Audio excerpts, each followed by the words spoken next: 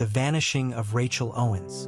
Rachel Owens was the kind of person people remembered. In her small lakeside town of Maplewood, Ohio, she wasn't just another face in the crowd. She was a devoted mother, a Sunday school teacher, and the type of neighbor who always showed up at your door with soup when you were sick. Her laughter carried across church gatherings, and her reputation as a kind, steady soul made her disappearance all the more haunting. It was a crisp autumn morning in 2016 when Rachel Owens vanished without a trace. She was last seen dropping her 8-year-old daughter off at school. Teachers remember she seemed cheerful, even excited, as she spoke about preparing for the church harvest festival that weekend. She hugged her daughter tightly, waved goodbye, and then walked back to her car. That was the last confirmed sighting of Rachel Owens alive. When Rachel failed to pick her daughter up later that afternoon, alarm bells went off immediately. This wasn't like her. She had no history of neglect or disappearing. Her sister, Emily, called her cell phone repeatedly, but the calls went straight to voicemail. By 7 p.m., her family filed a missing persons report.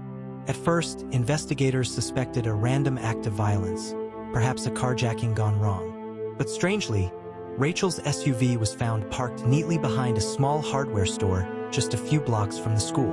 The doors were locked, her purse and wallet sat inside, and the car keys lay in the cup holder.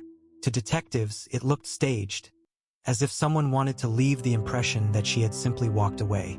The small community rallied. Hundreds of volunteers combed through fields, forests, and the banks of Lake Maplewood. Flyers with Rachel's smiling face were taped to storefronts, light poles, and church doors. For weeks, prayer vigils filled the evenings with candlelight.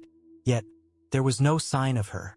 As days stretched into weeks, investigators began looking closer at Rachel's personal life. What they uncovered shocked the tight-knit town. Rachel's marriage, which everyone assumed was picture-perfect, was in shambles.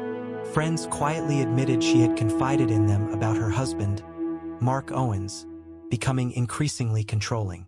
There were whispers of financial stress, late-night arguments, and even an attempt to file for separation a year earlier that she had withdrawn under pressure. Then came the twist that shifted the case entirely. Investigators discovered Rachel had been exchanging messages with a man named Thomas Green, a contractor she met through a church renovation project. The two had grown close, and their text history revealed late-night conversations, emotional support, and even plans to meet privately the week she disappeared.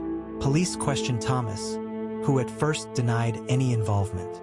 He claimed Rachel had confided in